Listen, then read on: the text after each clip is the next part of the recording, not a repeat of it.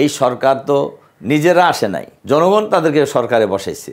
আমি মনে করি ডক্টর ইউনূস কিছু বিষয়ে তো সফল হয়েছেই, এটা স্বীকার করতেই হবে।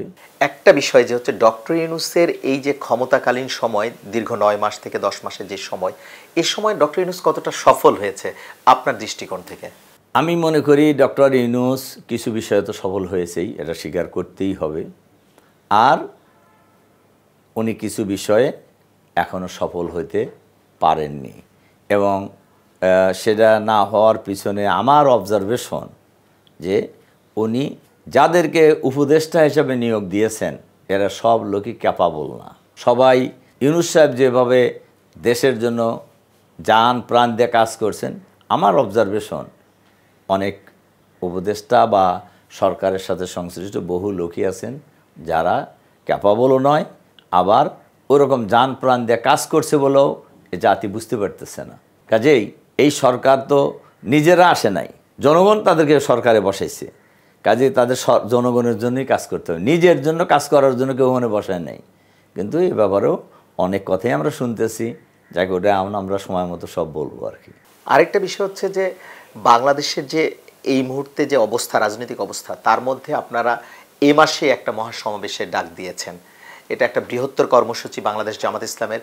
এই কর্মসূচি নিয়ে আপনার ভাবনা বা আপনারা কি ইঙ্গিত দিতে চান হচ্ছে সরকার? আমরা কিন্তু মহাসমাবেশ ডাকিনি, আমরা একটা সমাবেশ ডেকেছি। এটা আপনারা জানেন যে 5ই আগস্টে গণ অভ্যুত্থানের মধ্য দিয়ে 5ই আগস্টের ফ্যাসিবাদী সরকারের পতনের পর আমরা কিন্তু ঢাকায় কোনো বড় প্রোগ্রাম আমরা জনস্বার্থেই করিনি, যার কারণ ঢাকায় একটা বড় প্রোগ্রাম করলে জনগণের আসলে তো কষ্ট তো হয়। কিন্তু যেহেতু বর্তমান সামগ্রিক পরিস্থিতিতে জামাত কি করতে চায় এই মর্মে তো একটা জামাতের বক্তব্য জাতির কাছে যাওয়ার দরকার, এ কারণেই আমরা একটা সমাবেশের ডেকেছি। আমার ধারণা মহাসমাবেশ না ডাকলেও মহাসমাবেশে যেরকম লোক হয় জামাতের মিটিংয়ে ওরকম লোক হবে ইনশাআল্লাহ। তার কারণ আমরা সারা দেশেই আমাদের আমিরে জামাতের নেতৃত্বে যে সকল জনসভা হয়েছে আপনারা লক্ষ্য করে দেখছেন, লক্ষ লক্ষ লোক জামাতের মিটিংয়ে যোগদান করেছেন। কাজে আমরা বিশ্বাস করি ঢাকার মিটিংও ওরকম বড় মিটিং হবে ইনশাআল্লাহ। তার কারণ ঢাকার লোকেরা জামাতের মিটিংয়ে আসবে, যেটা শুধু রাজনৈতিক লোকেরা নয়, সাধারণ লোকেরাও আসবে বলে আমরা বিশ্বাস করি।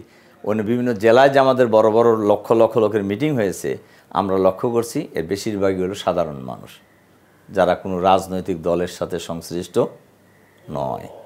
আমরা বিশ্বাস করি ঢাকায়ও এরকম আসবে ইনশাআল্লাহ।